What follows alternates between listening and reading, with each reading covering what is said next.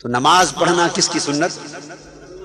حضور کی سنت، اللہ کا حکم، اللہ کا حکم ہے، مگر سنت کس کی؟ فعل کس کا؟ رسول کا۔ حج کرنا کس کا فعل؟ حضور علیہ السلام کا۔ صدقہ خیرات زکوٰۃ دینا کس کا فعل؟ سنت حضور علیہ السلام کی۔ روزہ رکھنا کس کا فعل، کس کی سنت؟ حضور علیہ السلام کی۔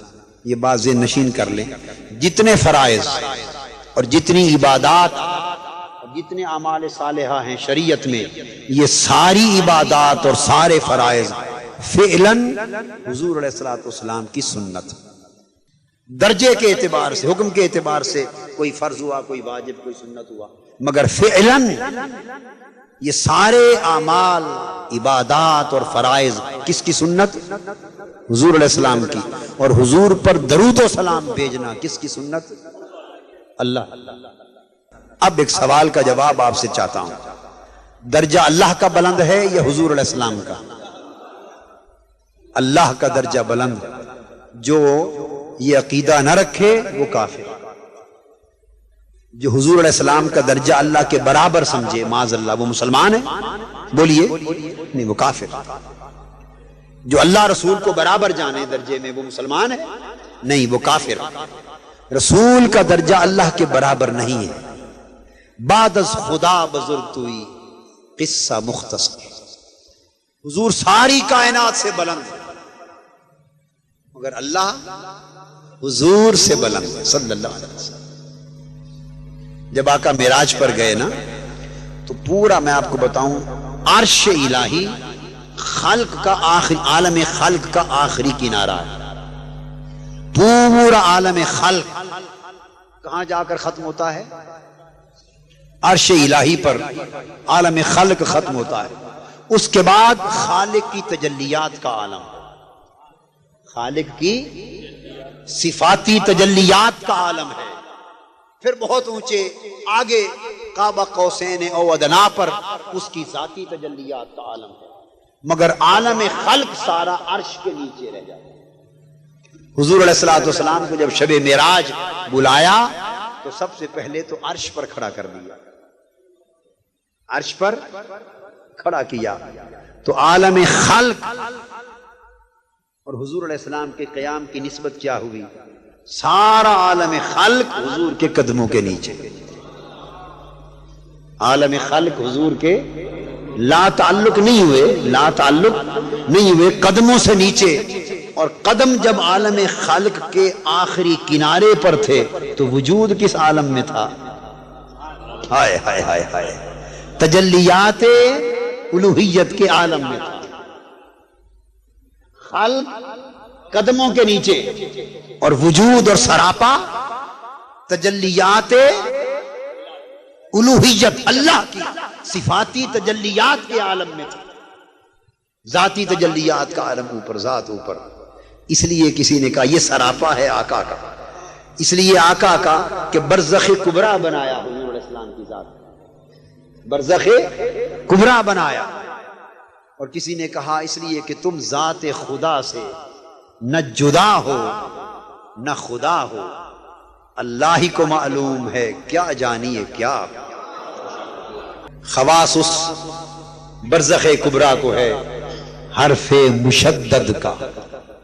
ایک جہت مخلوق میں، ادھر اللہ سے واصل شامل نہیں، ادھر اللہ سے واصل، ادھر مخلوق میں شامل۔ خواص اس برزخ کبریٰ کو ہے حرف مشدد کا۔ یہ حرف پر جو شد آتی ہے نا، شد، معلم پڑھیے، بولیے، جس حرف پر شد آ جائے اس کی تین حیثیتیں ہو جاتی ہیں۔ جس حرف پر شد آ جائے، حرف مشدد کی کتنی حیثیتیں ہوتی ہیں؟ تین۔ ایک حیثیت میں وہ اپنے سے پہلے کے ساتھ ملتا ہے، معلم، لام پر شد آئی تو لام اپنی پہلی حیثیت میں عین کے ساتھ ملا۔ دوسری حیثیت میں معلم میں لام خود قائم ہوا، اور تیسری حیثیت میں پیچھے جو میم ہے معلم، میم کے ساتھ ملا۔ تو حرف مشدد کا ایک وجود کا ایک رخ، ایک ہاتھ اول کے ساتھ ہوتا ہے، پہلے حرف کے ساتھ، ایک پچھلے حرف کے ساتھ، اور درمیان میں وہ اس طرح قائم ہوتا ہے کہ پچھلے کو پہلے سے ملا دیتا۔ اگر وہ درمیان سے نکل جائے تو پچھلا پہلے سے کبھی مل، معلم میں اب لام نکال دیں، لام کو نکال دیں، اب مکمل ہوگا۔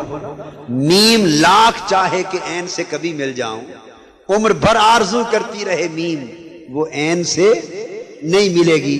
عین کہے گی ارے ناداں میم، تو نے جو مجھ سے ملنا تھا وہ تو درمیان والی لام کے واسطے سے ملنا تھا، اسی میں سے مجھے ملنا تھا، تو جس کے ذریعے سے ملنا تھا جب درمیان سے تو نے اسے نکال دیا، اب میں عین تو میم، تیرا میرا ملاپ کہاں، تیرا میرا ملاپ کہاں؟ تو حرف مشدد خود بھی قائم ہوتا ہے، ادھر بھی رابطہ ہوتا ہے، ادھر واصل ہوتا ہے، ادھر بھی داخل ہوتا ہے، اور خود قائم ہوتا ہے، اور پچھلوں کو اپنے اندر سے پہلے سے ملا دیتا ہے۔